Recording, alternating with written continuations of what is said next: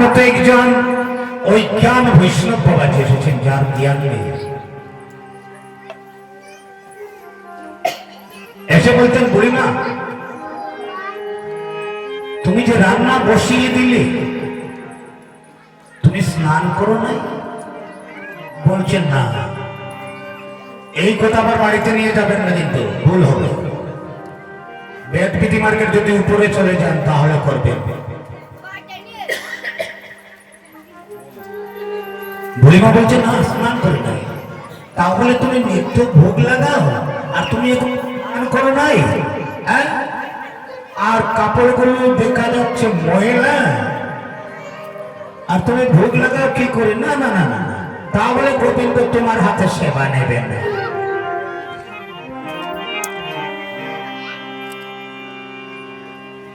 বুড়িমা মনে মনে ভাবলো, হয়তো নিচ্ছে না, হয়তো ভোগটা লাগছে না, হয়তো আমি অপরাধী হচ্ছি।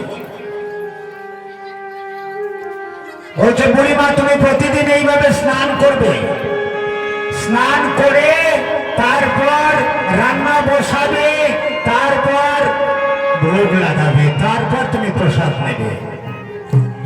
বুড়িমা বলল, বাবা এই ঠান্ডার মধ্যে উঠতে উঠতে অনেক দেরি হয়ে যায়। আমার যে একজন আছে সময় মতো এসে বলবে আমাকে দাও, আর যদি না দিতে পারি তাহলে ও বড় সাধে এখানে সেবা নেয়। ওই কথা আর বলবো না। বলতো, বুড়িমা প্রতিদিন তুমি স্নান করে এই কাজ করবে। এই দিন আমার জগন্নাথ এসে খিচুড়ি প্রসাদ নিয়ে চলে গেলেন।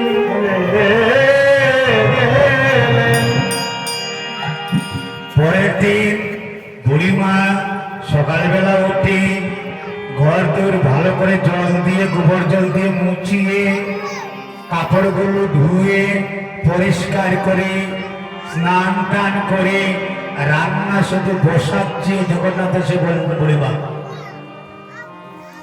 আমার সেবা দাও, আমার সেবা দাও। বলছি, মাত্র আগুন জ্বালালাম, তাহলে তুমি কেন এত দেরি করলে? ও বুড়িমা, এই যে যদি মন্দিরে ঘন্টা বেঁচে যায় তাহলে কিন্তু আমি চলে যেতে হবে। দেখুন, ভক্তের অধীন ভগবান এই জায়গায়, সব জায়গায় আমি বললে হবে না। ভক্ত হওয়া তো আগে চাই, তারপর তো বহু বুঝতে পারবে। বুড়িমা আমি এখন চলে যাচ্ছি, আমি পরে আবার আসবো। জগন্নাথ মন্দিরে চলে গেলেন। বুড়িমা তাড়াতাড়ি করে, ভালো হয়নি সেই দিন, ভালো করে চালটাও ফুটে নাই, রান্নাটা কোনো শেষ হয়নি। জগন্নাথ এসে বলছে, বুড়িমা যদি তুমি আমার এখন না দাও তাহলে আমি আর আসবো না। আর তুমি এত দেরি করলে কেন? বুড়িমা বলছে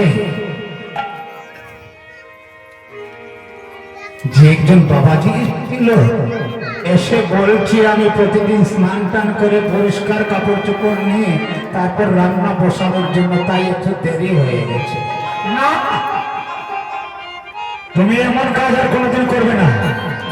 তোমার স্নান লাগবে না, তোমার পরিষ্কার হওয়া লাগবে না, তোমার লাগবে ভক্তি এবং অনুরাগের একটু প্রসাদ। যে কারণে সেবাটা করতে হলে প্রেম দিয়ে যদি সেবা করতে পারে, প্রেম দিয়ে, ভালোবাসা দিয়ে, ওই সেবা সেবা হয়, তখন বেদ বিধির মার্গের উপরে চলে যাবে।